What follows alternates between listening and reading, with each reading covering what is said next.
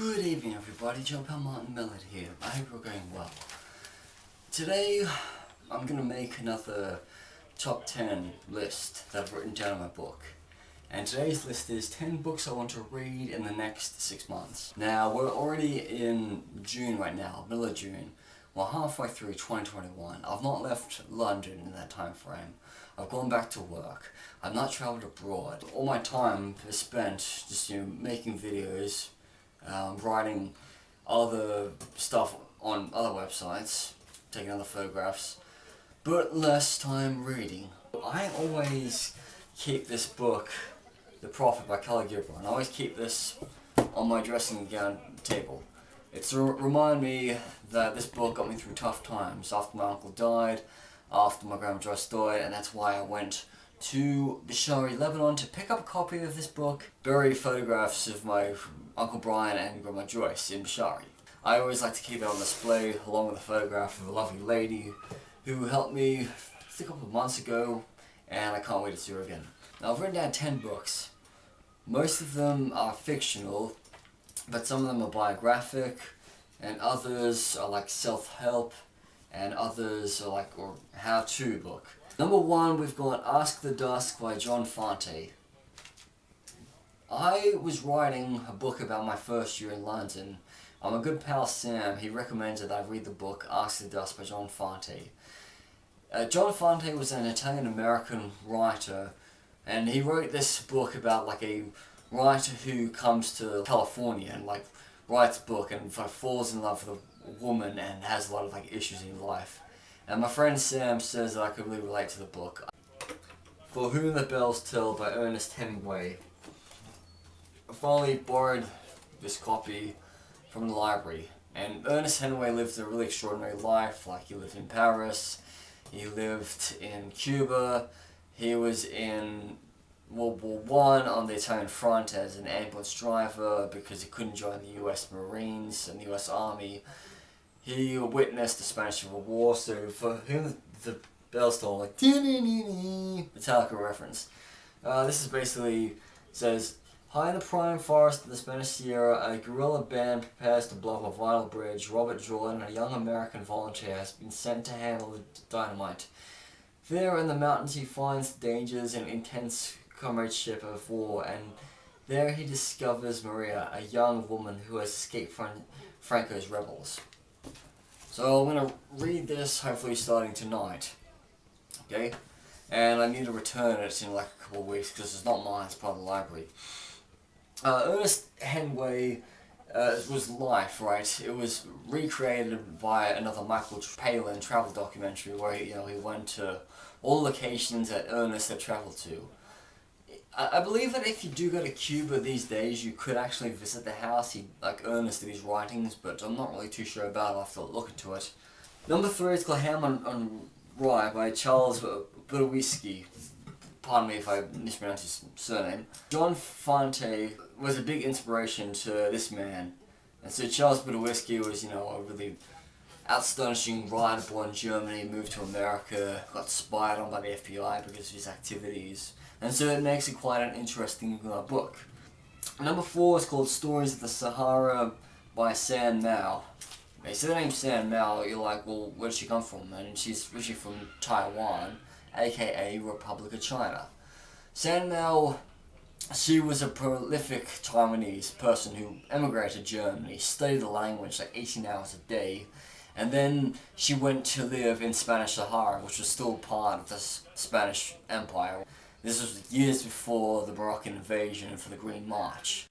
And so Sanmela lived in the Sahara Desert with her Spanish husband, and then after the invasion, went to the Canary Islands, where unfortunately her Spanish husband drowned, and then at the start of the 90s she committed suicide in hospital, just by hanging herself with like stockings and many different issues that plagued her life. So it's quite sad how she died tragically. Another female writer like dead, just like Virginia Woolf. Don't like very good comparison, but just her writings in the Sahara at the time were quite impressive because Taiwanese people, they like to go to what was known as the Spanish Sahara. They like to visit her house where she lived and like leave notes written in Mandarin. So it's quite a honorary like way, which is kind of like how I went to visit Gibran's museum in Bishari. Taiwanese people are going to Leone in like Morocco, aka Western Sahara, or whatever side you stand on it, to view the house of Sanmela. Number 5, Naked Lunch by William S. Burrough. I've got a couple of relatives who told me about what the Beatniks did in like Tangier. Like Tangier was an international free zone. You could emigrate there like prior to like World War II and like live a good life. And I reckon you would not be hassled by touts and folks guides and all this bullcrap and drug dealers like you are today if you go to Tangier right now. I've been in Tangier myself, and no offense, but it's just an absolute shithole because, me being a Western tour, people just like hassling me, and I would hate to, be in William S. Burroughs' shoes and like wonder how much hassling he got through, despite his sexuality. William S. Burrough wrote Naked Lunch while he was in Tangier, and actually it was even referred to The Simpsons, like Bart takes his friends into the movies, and Nelson's like, I can see 2 things that are wrong with that title of Naked Lunch. The Sheltering Sky by Paul Bowles, another American writer who lived with his wife in Tangier. It's like around the time of the Beatnik generation, and he and his wife went off and did their own sexcapades with their own genders. So maybe that make it like a bit quite interesting because, it's all because of Tangier, until the Moroccans basically took it over. Number 7, we got The Blind Owl by Sadegh Hedayat. Apologize if I mispronounce his name. It is an Iranian poet who was originally from Iran. He wrote The Blind Owl and then he moved to Paris. He sealed all the cracks in his house, turned the oven on, and died.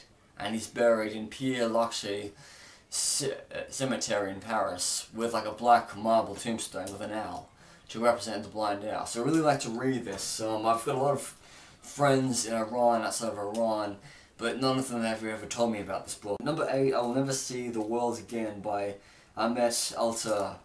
A guy in Turkey who believes in the rights of Kurdish and Armenian people, and he's persecuted. It's number 9. This is a book my father tried to make me read when I was 20 years old. It was called The Richest Man in Babylon. Now Babylon is like one day Iraq, so we're thinking like thousands of years prior to when the Muslims, the Arabs came in. It was like an Assyrian Empire, like way before that, Babylon.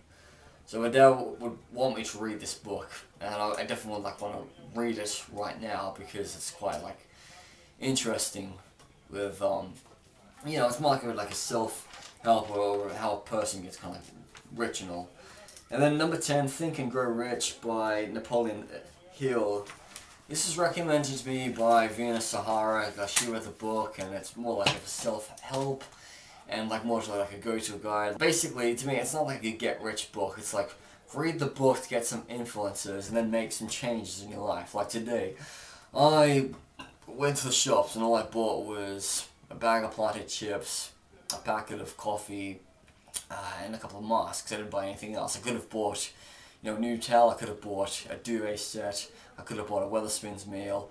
I could have bought coffee from Greg's, but I didn't do any of that. So books really need to teach people how to spend less money, and then if people spend less money, they'll live a happier life.